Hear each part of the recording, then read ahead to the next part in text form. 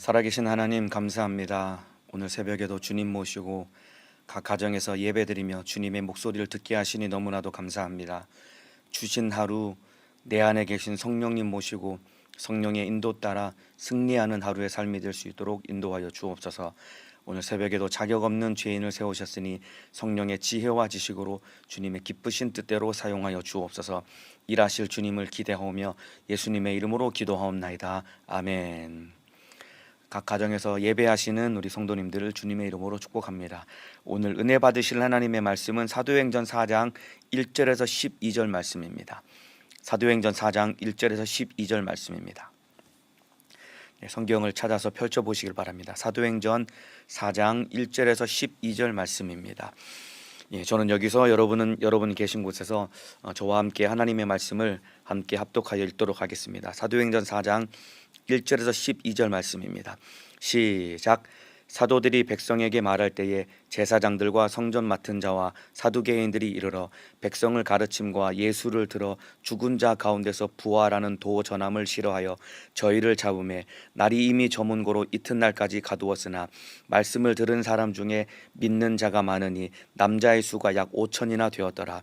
이튿날에 관원과 장로와 서기관들이 예루살렘에 모였는데 대제사장 안나스와 가야바와 요한과 알렉산더와 및 대제사장의 문중이 다 참여하여 사도들을 가운데 세우고 묻되 너희가 무슨 권세와 네 이름으로 이 일을 행하였느냐.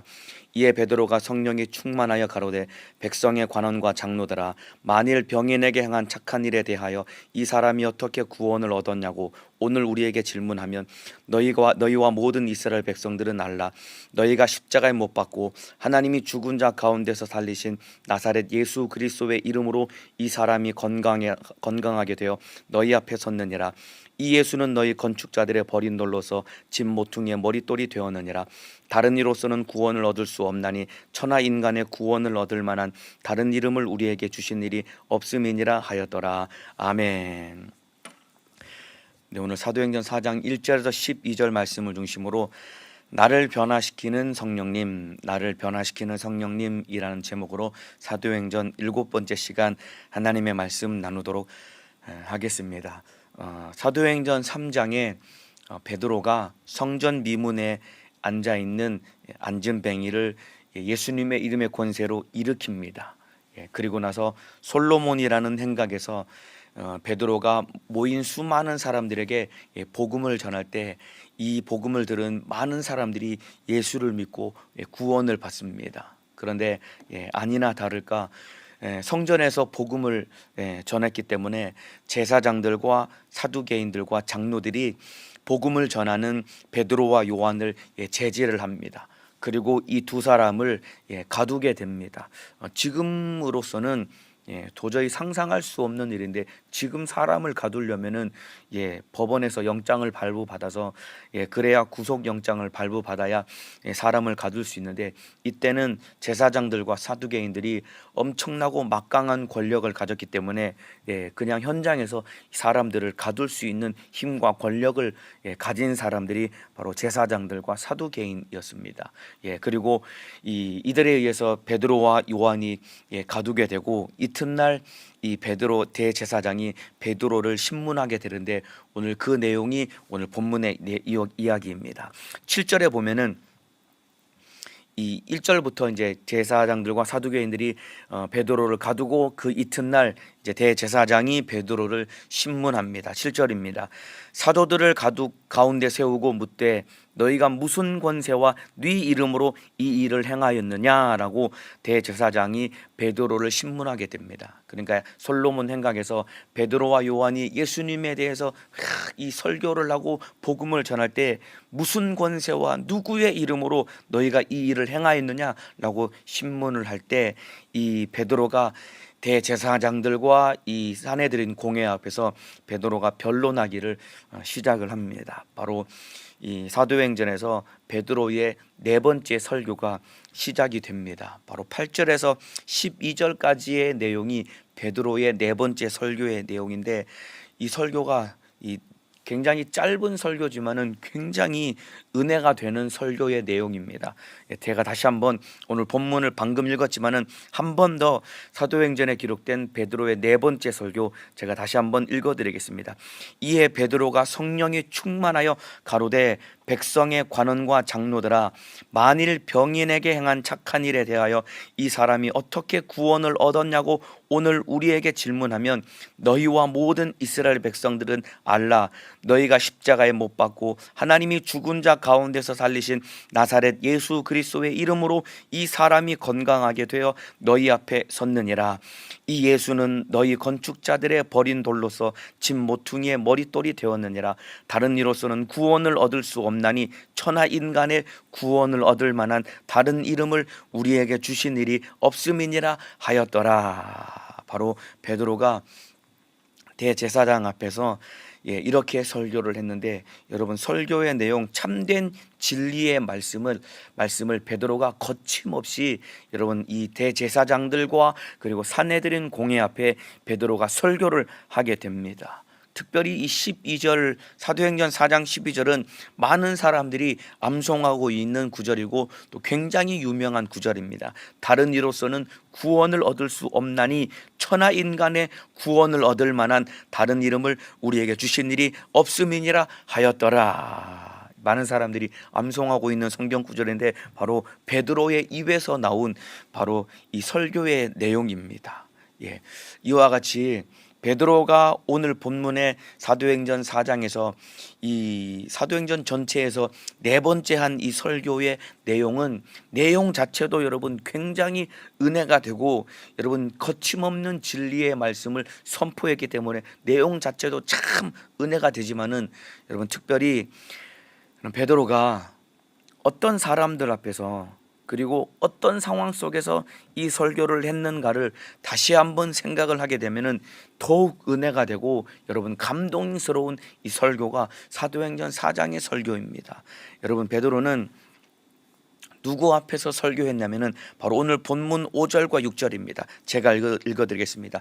이튿날에 관원과 장로와 서기관들이 예루살렘에 모였는데 대제사장 안나스와 가야바와 요한과 알렉산더와 및 대제사장의 문중이 다 참내하여 이들이 다 모여가지고 이 베드로와 요한을 세워놓고 이들 앞에서 이들에게 질문을 던진 겁니다. 무슨 권세와 네 이름으로 이 일을 행하였느냐라는 질문 앞에 베드로가 설교를 시작하게 되었는데, 한마디로 말하면은 베드로의 설교는 여러분 대제사장을 포함한 산헤드린 공회 앞에서 베드로가 설교를 한 것입니다.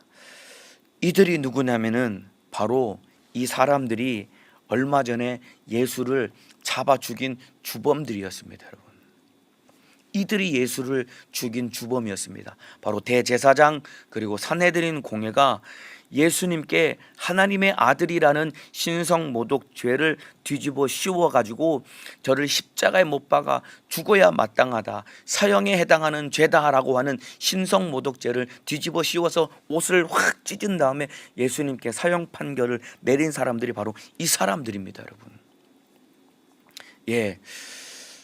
이렇게 이 대제사장 산헤드린 공회가 여러분 예수님을 신문하고 예수님께 이 사형 언도를 내릴 때 베드로는 무엇을 했냐면은 바로 베드로가 그 대제사장의 뜰에 있었습니다. 대제사장 가야바의 집에서 예수님을 신문할 때 베드로도 가야바의 뜰에서 있었습니다.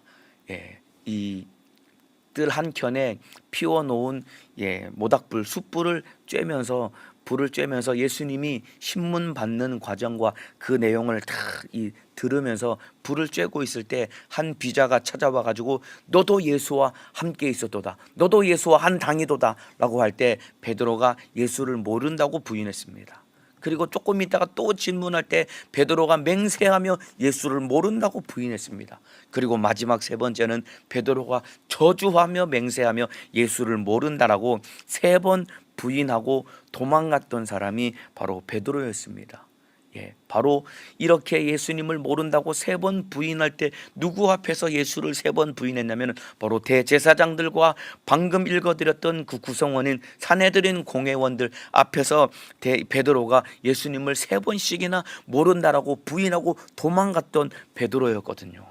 그런데 여러분, 베드로가 그들 앞에서 다시 서게 된 겁니다. 여러분, 예수님을 모른다고 3번씩이나 부인하고 도망가면서 통곡하며 울었던 베드로가 다시 그들 앞에 선 겁니다. 여러분, 우리 주님이 베드로를 다시 회복시켜 주셨다라고 하지만은 이들 앞에 섰을 때 인간적으로 베드로의 마음이 여러분 얼마나 어려웠겠습니까? 여러분, 베드로에게는 이 상황 자체가, 그때 그 사건과 그 상황이 베드로에게는 너무나 큰 아픔이고 아마 상처였을 것입니다. 요즘 흔히 말하는 트라우마라고 하죠. 이 마음의 상처를 입은 것을 트라우마라고 하는데, 베드로에게는 대제사장 앞에 서는 것, 그리고 이 산헤드린 공회 앞에 이들 앞에 서는 것이 굉장히 큰 트라우마였을 것입니다. 여러분, 그러니까 굉장히 마음이 아프고 힘들었을 거예요.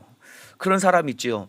지나가다가 과거에 개에게 한번 물려가지고 그것이 마음의 깊은 상처, 트라우마가 되어가지고 요즘 이 개를 데리고 산책하는 사람들이 굉장히 많죠. 이 조그만한 개, 이 사람을 물지도 않고 물을 수도 없는 조그만한 개, 강아지만 지나가도 무서워가지고 막 벌벌벌 떨고, 강아지가 오면은 저 멀리 돌아갈 만큼 그런 아픔과 이 상처, 트라우마를 가지고 있는 사람들이 있는데, 아마 베드로도 아마 비슷한 상황에 처했을 것입니다.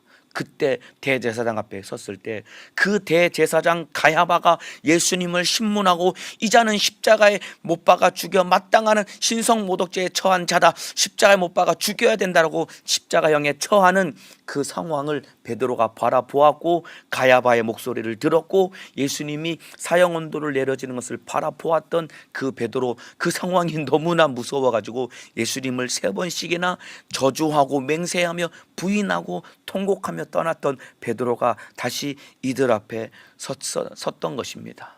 아마 그때의 일이 떠올라서 베드로의 마음은 굉장히 마음이 어려웠을 것입니다. 그런데 여러분, 놀랍게도 대제사장 앞에 다시 선 베드로는 도망을 가지 않았습니다. 여러분, 그때 예수님이 신문 받을 때는 너무나 무서워가지고 비겁해서 베드로가 도망갔었거든요. 그런데 이번에는 그때와는 다르게 대제사장 앞에서 도망가지 않았습니다. 그리고 담대히 예수가 구세주임을 그들 앞에서 전하고 예수가 구세주임을 선포하며 설교를 했던 것입니다. 전혀 위축되지 않았습니다. 10절입니다. 베드로가 무슨 말을 했는지 제가 다시 한번 읽어드리겠습니다. 10절에 너희와 모든 이스라엘 백성들은 알라, 대제사장과 그리고 산헤드린 공회, 예수를 참으로 하나님의 아들이는 신성모독죄를 뒤집어 씌워서 예수에게 사형 판결을 내렸던 너희와 모든 이스라엘 백성들은 알라, 너희가 십자가에 못 박고 하나님이 죽은 자 가운데서 살리신 나사렛 예수 그리스도의 이름으로 이 사람이 건강하게 되어 너희 앞에 섰느니라 라고 안진뱅이를 일으키신 예수님을 담대하게 이 대제사장 앞에 전하게 되는 겁니다. 여러분, 한마디로 말하면 너희가 예수를 죽였지만 하나님이 다시 죽은 자 가운데서 살리신 거야, 이 말을 합니다. 여러분, 그들 앞에서 하면은 절대로 안 되는 이야기입니다. 여러분, 너희가 예수를 죽였지만 하나님이 그 예수를 다시 살리신 거야. 여러분, 이 말은 대제사장과 산헤드린 공회 앞에서는 해서는 절대로 안 되는 이야기입니다. 그런데 이 이야기를 거침없이 베드로가 내뱉고 말씀을 전하고 선포하는 겁니다. 여러분, 그러면서 11절에 이 예수는 너희 건축자들의 버린 돌로서 집 모퉁이의 머릿돌이 되었느니라. 바꿔 말하면 너희는 예수를 버렸지만 하나님은 구원의 반석이 되게 하신 거야 라고 베드로가 복음을 전합니다. 똑같은 사람 대제사장 가야바와 산헤드린 공회 앞에서 불과 며칠 전에는 베드로가 너무 두려운 나머지 예수님을 3번씩이나 저주하고 맹세하며 예수님을 배반하고 부인하고 도망쳤지만은, 그런 베드로의 모습 오늘 사도행전 4장 이 복음을 설교하는 이 현장 가운데서는 그 모습은 온데간데 없습니다. 여러분, 베드로는 이미 죽을 각오가 되어 있었고 베드로라는 한 사람은 완전히 변화되었습니다. 비겁하고 비참하게 무서워서 두려워서 예수님을 3번씩이나 부인하고 도망갔던 베드로는 온데간데 없이 지금 사도행전 4장 대제사장 앞에 다시 선 베드로는 완전히 사람이 변화되고 바뀌었다 이 말입니다. 여러분, 베드로라는 사람이 변화된 원인이 무엇인지 압니까? 여러분, 얼마 전에는 무서워서 3번씩이나 예수님을 부인하고 도망갔지만은 오늘 사도행전 4장에서는 예수님을 부인하고 배반하는 것이 아니라 그들 앞에서 담대하고 당당하게 너희가 예수를 십자가에 못 박아 죽였지만은 하나님은 그를 살리셨다라고 담대하게 예수 복음을 전할 만큼 베드로가 변화된 원인은 무엇이냐면은 바로 베드로 안에 성령이 충만히 임했기 때문입니다. 여러분, 사도행전 4장 8절입니다. 이에 베드로가 성령이 충만하여 가로되. 여러분, 성령님이 베드로를 변화시키신 것입니다. 여러분, 그래서 오늘 본문의 오늘 제목이 나를 변화시키는 성령님, 나를 변화시키는 성령님이 바로 오늘 제목인데, 여러분, 성령님이 베드로를 변화시킨 것과 똑같이 오늘을 살고 있는, 그리고 예배 드리며 오늘 이 말씀을 듣고 함께 예배하는 저와 여러분도 성령님이 우리를 변화시키실 수 있는 것입니다. 인정하시면은 아멘 하시겠습니다. 여러분, 흔히 이런 말이죠. 사람은 안 바뀐다고 하죠. 맞아요, 맞는 말입니다. 사람은 좀처럼 사람은 바뀌지 않습니다. 아니, 사람은 절대로 바뀌지 않습니다. 그러나 성령님은 여러분 사람을 바꾸실 수 있는 분입니다. 인정하시면 아멘 하시겠습니다. 사람은 안 바뀐다고 합니다. 그런데 성령님은 사람을 바꾸실 수 있습니다. 그래서 우리가 성령 받아야 됩니다. 이 성령 받고 내가 완전히 변화되기를 원하시면 아멘 하시겠습니다. 예, 제가 여기서 아멘 하라 한다고 집에서 그냥 앉아서 입을 뻥끗 않고 아멘 안 하시는 성도님들, 아멘 하셔야 됩니다. 다시 하겠습니다. 성령님은 사람을 바꾸시기 때문에 우리가 성령 받고 내가 변화되는 사람이 되어야 됩니다. 그렇게 되기 원하시면 아멘 하시겠습니다. 예, 성령 받아야 사람이 바뀌고 변화됩니다. 그리고 우리가 날마다 기도해야 되는데, 기도의 목적은 성령 충만합니다. 성령 충만입니다. 여러분, 언제까지 기도해야 되냐면은 성령 충만할 때까지 기도해야 되는 것입니다. 성령 충만하도록 기도해야 되고, 언제까지 기도해야 되냐면 성령 충만할 때까지 기도해서 그 성령이 나를 지배하고 성령이 나 안에 충만할 때 여러분, 아무도 못 해보고 아무도 바꿀 수 없는 나라는 사람이 성령으로 인해서 변화되고 바뀌어서 성령의 인도 따라 살아가며 성령의 뜻을 이룰 수 있는 하나님의 사람으로 만들어질 수 있는 것이다 이 말입니다. 베드로라는 사람이 바뀌었다니까요. 여러분, 똑같은 사람 앞에서 불과 며칠 전에는 무서워서 두려워서 예수님을 3번씩이나 부인하고 떠났던 사람이지만은 성령 받고 나니까 똑같은 사람 앞에서 두려움 없이 거침없이 예수 복음을 전할 수 있는 이 엄청난 변화된 능력은 바로 성령 충만함을 받았기 때문이다 이 말입니다. 그래서 내가 변화되도록, 성령으로 변화되도록 기도해야 되고, 또한 우리 가족들이 성령으로 변화되도록 기도해야 됩니다. 하나님, 내 남편이 성령으로 새 사람 되기를 원합니다. 하나님, 내 아내가 성령으로 새 사람 되기를 원합니다. 하나님, 우리 부모님, 우리 형제들이 성령으로 새 사람 되기를 원합니다. 하나님, 우리 자녀들이 성령으로 새 사람 되기를 원합니다. 성령께서 우리 가족들을 변화시켜 주옵소서. 이렇게 날마다 기도해야 되고, 기도하면은 우리 주님이 새 사람으로 변화시켜 주시고 바꾸어 주실 것입니다. 신앙생활 하는데 여러분, 발목 잡고 방해하는 문제는 바깥에 있지 않습니다. 내 안에 들어있는 거예요. 내가 신앙생활하는 일에 발목을 잡고 방해하는 문제는 밖에 있는 것이 아니라 내 안에 있는 것입니다. 우리 주님이 나를 베드로와 같이, 제자들과 같이 귀하고 값지게 사용하시기를 원하시는데, 주님이 나를 쓰시는 일에 걸림돌이 되는 모든 문제도 밖에 있는 게 아닙니다. 바로 내 안에 있는 것입니다. 게으름과 나태함, 이것이 신앙생활하고 주님이 나를 쓰시는데 발목 잡는 원수 아닙니까 여러분? 조금만 얹자면은 막 혈기를 내는 이 혈기, 이게 내 안에 들어있는 것 아닐까? 이것 때문에 주님이 나를 쓰시는데 방해가 되는 것이다 이 말입니다. 그리고 교만하고 시기하고 질투하고 욕심부리고 음란하고 비겁하고 이런 모든 악한 내 신앙생활하는데 발목을 잡고 방해하고 주님이 나를 쓰시는데 방해되는 걸림돌이 되는 모든 문제는 바로 내 안에 들어있는데, 여러분 사실 이거 내 안에 들어있는 이 문제 절대로 바뀌지 않습니다 여러분. 오직 성령님만이, 나를 구원하신 예수님만이 이 모든 문제들, 나를 발목 잡고 있는 게으름과 나태와 혈기와 교만과 시기와 질투와 욕심과 음란과 비겁함, 이것 외에도 수많이 성경 안에 기록되어 있고 내 안에 들어있는 문제 가운데 나를 변화시킬 수 있는 유일한 능력은 예수님뿐이시요, 그리고 성령님만이 나를 변화시킬 수 있는 것입니다. 그래서 여러분 고린도후서 5장 7절에 그런즉 누구든지 그리스도 예수 안에 있으면 새로운 피조물이라, 이전 것은 지나갔으니 보라 새 것이 되었도다. 여러분 가장 큰 능력은, 그리고 가장 큰 기도의 응답은 내가 예수 만나고 내 안에 성령이 충만하여서 내가 바뀌고 내가 변화되는 것입니다 여러분. 그리스도 예수 안에 있으면 새로운 피조물이라고 했습니다.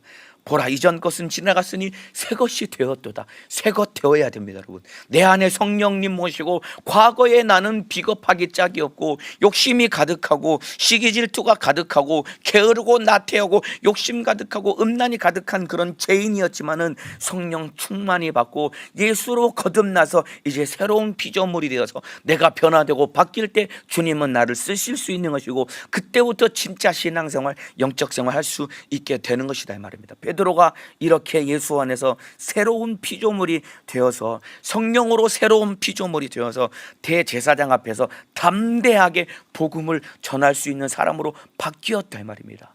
이와 똑같이 오늘 새벽에 예배 드리시며 이 말씀을 듣는 우리 모든 성도님들, 성령 받고 예수 만나고 성령 받아서 새로운 피조물이 되어서 이제 주님과 함께 신앙생활하고 주님이 나를 쓰시는 믿음의 사람 되시기를 예수님의 이름으로 축복합니다. 베드로가 이 예수 만나고 베드로가 이 성령이 충만함을 받아서 새로운 피조물이 되어서 담대하게 복음을 전할 때 아마 참으로 감정이 격해지고 감격스러웠을 것입니다 여러분.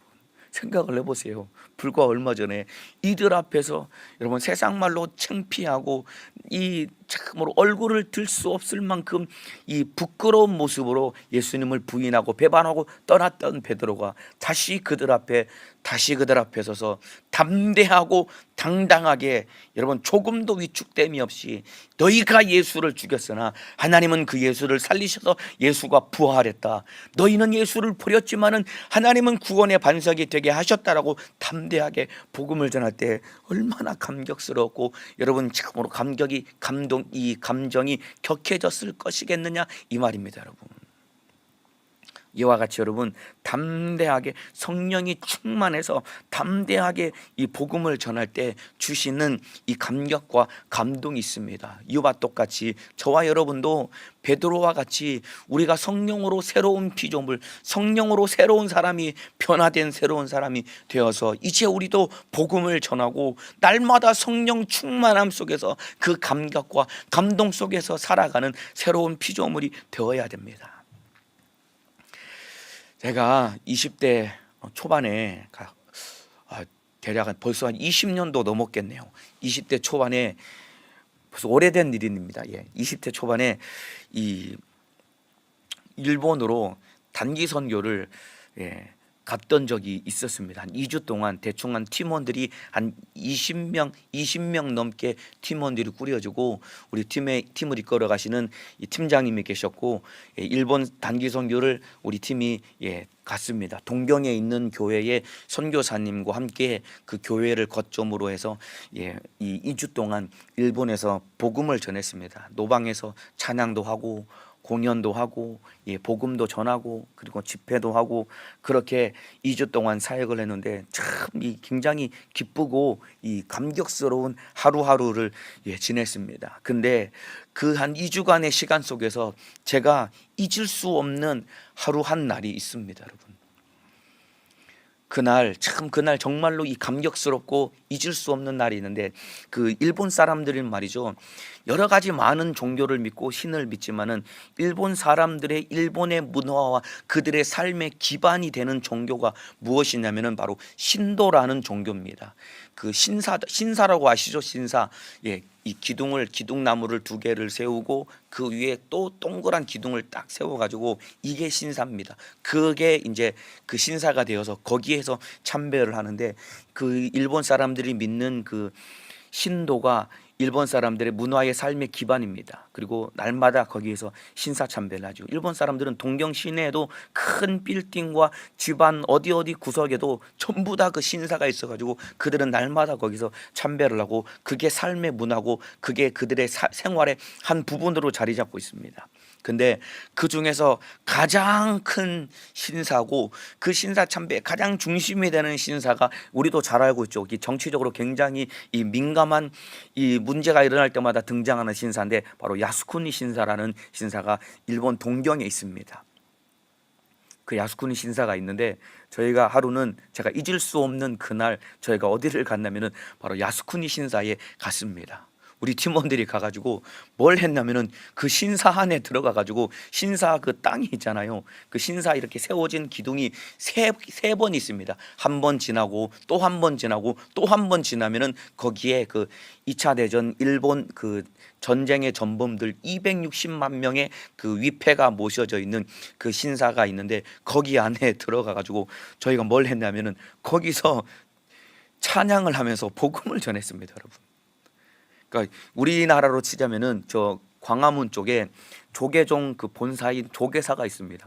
그 조계종 본사인 그 조계사 그 절간 마당에 들어가 가지고 기타 치면서 찬양하고 예수 믿으라고 막 외치고 전도를 한 겁니다. 얼마나 기가 막힌 일입니까, 여러분. 이 자칫하면은 큰 문제가 일어날 수 있는데 거기서 찬양을 했는데 얼마나 감격스러운지 몰라요. 그 일본 그 우상 숭배의 그 이 본거지 이 중심지라고 할 수 있는 거기서 찬양을 하면서 일본 사람들 지나가는데 일본 사람들은 굉장히 신사적이기 때문에 막 제재하거나 가로막지는 않았는데 지나가면서 뭐 하나 쳐다보더라고요. 그래서 일본 말로 찬양을 하고 일본 말로 복음을 전하는데 그들이 듣기는 듣더라고요. 근데 얼마나 감격스러운지 모릅니다. 그 낮에 야스쿠니 신사에서 그렇게 기타를 치고 찬양을 하고 복음을 전했고 그날 저녁에는 어디를 갔냐면은 이 신주쿠라는 거리에 갔습니다. 그 가장 일본의 이 번화가고 아주 타락한 유흥가가 신주쿠라는 거리입니다. 우리나라로 치려면은 옛날의 명동이나 지금이라면 이 강남이나 홍대 거리 같은 그런 유흥가가 있는 지역입니다. 밤에 가가지고 거기서 찬양을 하는데 거기가 또 어디냐면은 야쿠자가 거기 굉장히 많다고 하더라고요.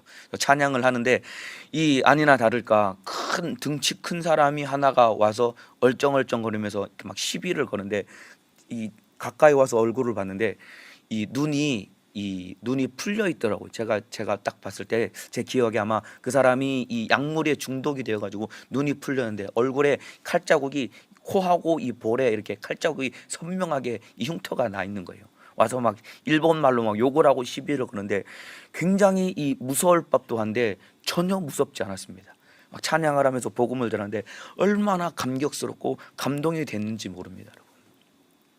이와 같이 여러분 성령이 충만해서 이 복음을 전하고 이 예수 복음을 전하고 전도할 때 누구도 모르는 감격과 감동이 우리 안에 충만하거든요. 그때 제가 2주간 단기 선교를 다녀오고 난 다음에 그때 제 인생이 변화되는 이 전환점이 되었습니다. 그때부터 제가 평생에 이렇게 복음을 전하며 살 수 있다라고 한다면 너무나 행복하겠구나라는 생각을 갖고 이 마음을 키워가지고 제가 이렇게 제 인생의 이 방향을 바꿔가지고 하나님의 은혜로 참 초라하지만은 복음을 전하는 사람으로 제가 우리 주님이 저를 만들어 주셨습니다. 이와 같이 보세요, 여러분. 성령의 충만함을 받을 때 누구도 모르는 기쁨이 우리 안에 있는 것입니다, 여러분. 제가 그날 잊을 수가 없거든요.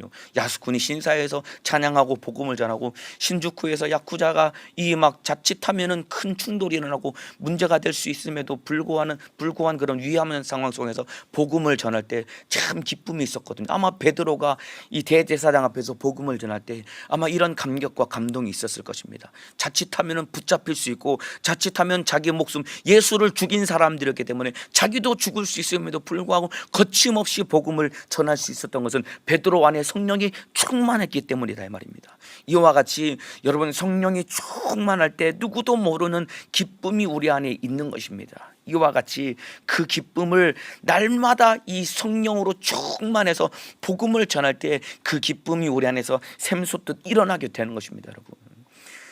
지금 우리가 참으로 이 전도하지 못하고 복음을 전하지 못하는 상황 가운데 있지만은 우리가 뜨겁게 기도해서 성령 충만해야 되고, 예수 몰라 지옥 가는 우리 가족들과 주변에 있는 이웃들에게 복음을 전하는 삶을 살아가야 되는 것입니다. 그렇게 복음을 전하며 우리 주님의 뜻을 이루며 성령이 충만해서 기쁨으로 사는 믿음의 사람 되시기를 예수님의 이름으로 축복합니다. 자, 이렇게 베드로의 설교, 성령이 충만해서 담대하게 전하는 베드로의 설교를 들은 대제사장의 반응은 여러분, 뜻밖의 반응을 대제사장이 보입니다. 16절입니다. 이 사람들을 어떻게 알고 저희로 인하여 유명한 표적이 나타나는 것이 예루살렘에 사는 모든 사람들에게 알려졌으니 우리도 부인할 수 없는지라. 그리고 2절에는 오늘 본문 2절입니다. 백성을 가르침과 예수를 들어 죽은 자 가운데서 부활하는 도 전함을 싫어하여. 여러분 보세요. 진리의 말씀을 전했는데 이들이 싫어하는 겁니다, 여러분. 거절합니다. 하나님의 일하심을 보고 예수를 믿는 자가 있는 반면에 더 강팍해지는 자들도 있는 겁니다. 이들이 우리도 부인할 수 없는지라, 이 표적이 일어난 것을 우리도 부인할 수 없는지라.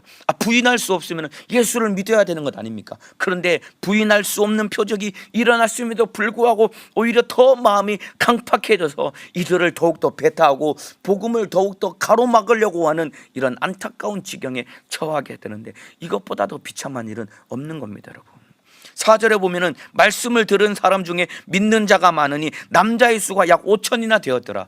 여러분, 안진뱅이를 일으키고 복음 베드로를 통해서 전해지는 복음을 듣고 여러분 5천 명이 예수 믿고 구원 받았는데, 이렇게 5천 명이 예수를 믿고 구원 받았음에도 불구하고 오히려 대제사장들과 산헤드린 공회원들은 오히려 더 받아들이지 못하고 마음이 강팍해진 사람으로 전락되어 버렸는데, 여러분은 어떠한 사람입니까, 여러분?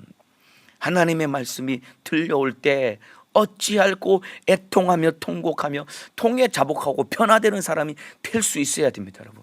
말씀을 들어도 오히려 마음이 강팍해진다고 한다면 이것보다 더 안타까운 일은 없는 겁니다, 여러분.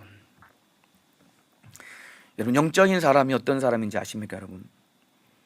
잠언에 지혜로운 사람이라고, 잠언에 지혜로운 사람에 대해서 많은 정의가 있고, 또 영적인 사람이 어떤 사람인지 많은 정의가 있는데, 여러분, 그 중에 지혜로운 사람, 영적인 사람은 어떤 사람이냐면은 바로 수용성을 가지고 있는 사람이 영적인 사람입니다.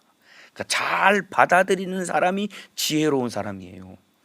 하나님의 말씀을 잘 수용할 수 있는 사람이 바로 영적인 사람입니다. 잠언 9장 7절에서 9절 말씀 제가 한번 읽어드리겠습니다. 거만한 자를 징계하는 자는 도리어 능력을 받고 악인을 책망하는 자는 도리어 흠을 잡히느니라. 거만한 자를 책망하지 말라. 그가 너를 미워할까 두려우니라. 이런 말씀이 있습니다, 여러분. 이 말이 무슨 말이냐면은 거만한 자, 악한 자를 징계하거나 책망하지 말래요. 그들을 향해서 너 그렇게 살면 안 돼, 너 그런 길을 가면 안 돼, 그렇게 하면 안 되라고 징계하거나 책망하거나 바로 잡지 말랍니다. 왜냐하면은 거만한 자를 징계하면 도리어 능력을 받는답니다. 그리고 악인을 책망하면 도리어 흠을 잡힌답니다. 그가 너를 미워할까 두려움이더라. 왜 그러냐면은 이 거만한 자, 지혜가 없고 거만하고 악한 자는 무슨 문제가 있냐면 수용성이 제로입니다. 제로. 절대로 전혀 받아들이지 못하는 거예요.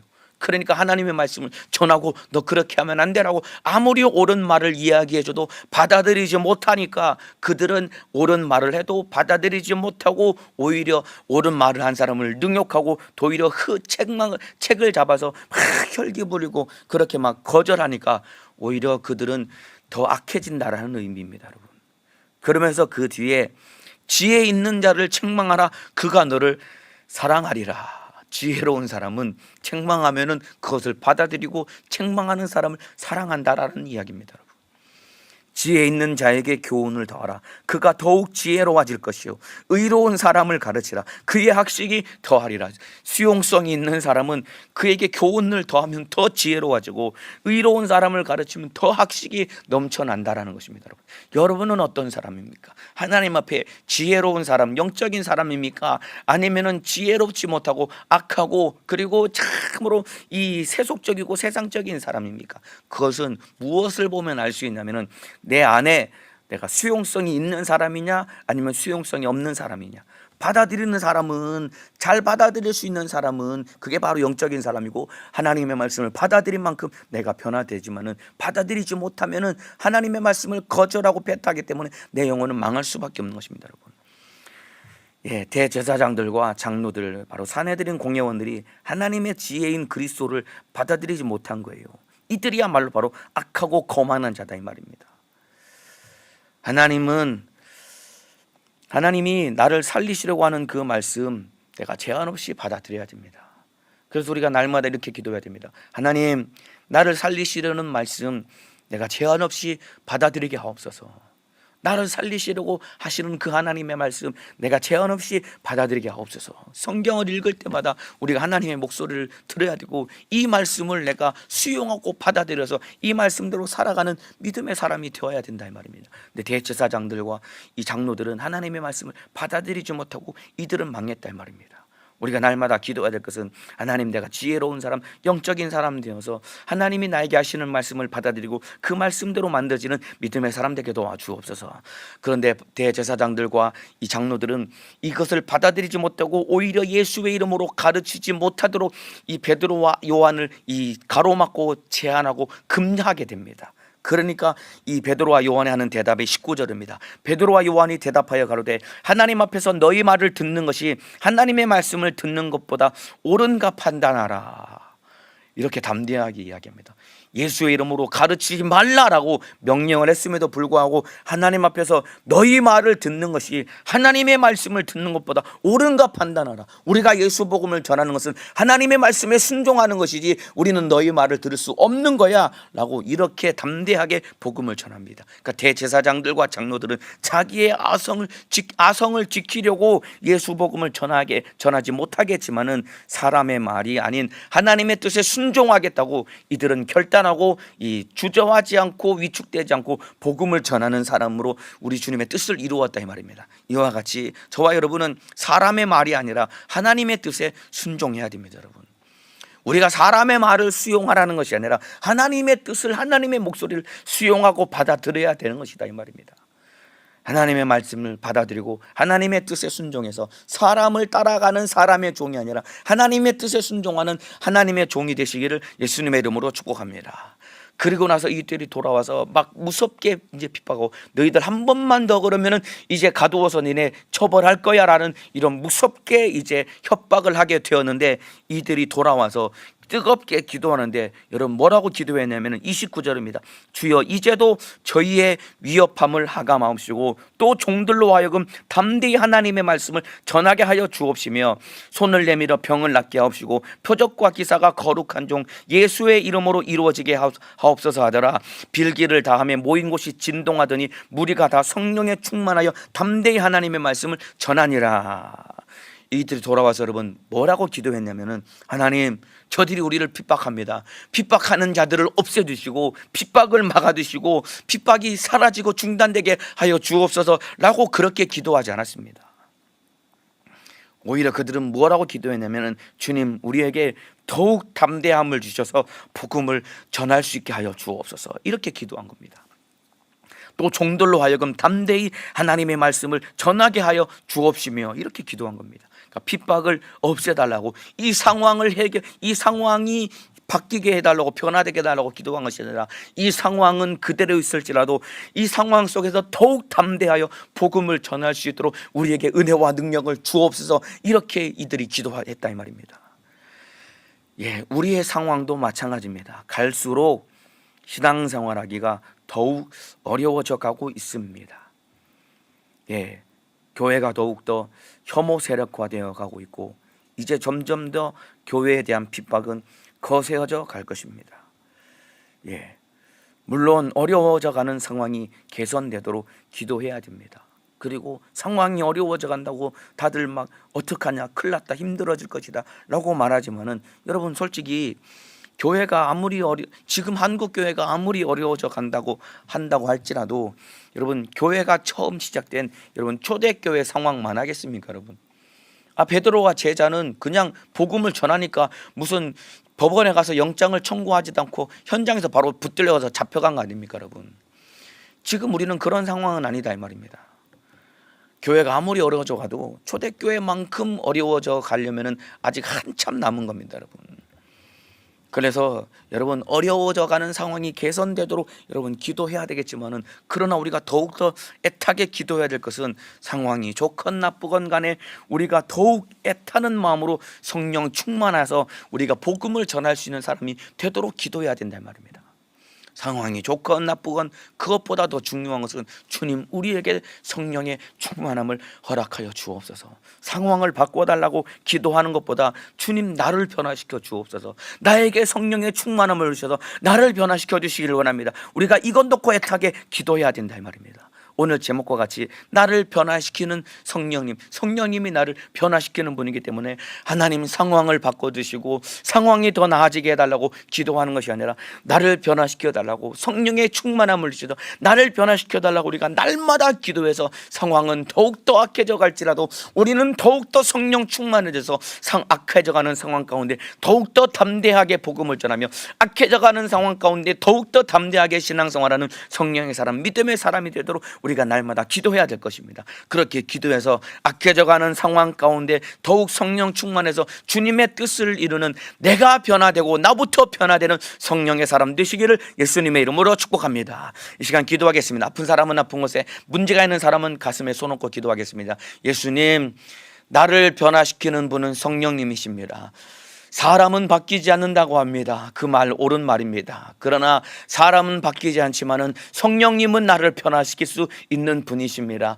베드로가 성령으로 변화되어서 담대하게 복음을 전하며 주님의 뜻을 이룬 것처럼 주님께서 내 안에 계신 성령께서 나도 변화시켜 주셔서 내 안에 게으름과 나태와 고집과 혈기와 짜증과 불평 불만과 음란과 모든 육신의 소욕과 세상적인 것들 주님 나를 변화시켜 주셔서 이제는 주님 뜻을 이루게 도와주셔서 담대하게 복음을 전하며 성령에 충만하여 기쁨과 감사로 신앙생활하게 도와주옵소서. 세상은 더욱더 악해져 가고 있습니다. 악해져가는 상황 가운데 우리 주님께 상황을 변화시켜 달라고 기도해야 될 것이지만은 그러나 더욱더 애타가 기도해야 될 것은 바로 나를 변화시켜 달라고 내 안에 성령의 충만함을 달라고 기도해야 될 것입니다. 주님 성령의 충만함을 주셔서 나를 변화시켜 주옵소서. 나사렛 예수님의 이름으로 명하노니 내가 변화되지 못하게 만들고 나를 결박하고 붙들고 있는 이 못된 마귀 사단 귀신 육신의 소유가 나사렛 예수님의 이름으로 명하노니 떠나갈지어다. 예수님의 이름으로 명하노니 떠나갈지어다. 떠나갈지어다. 떠나갈지어다. 떠나갈지어다.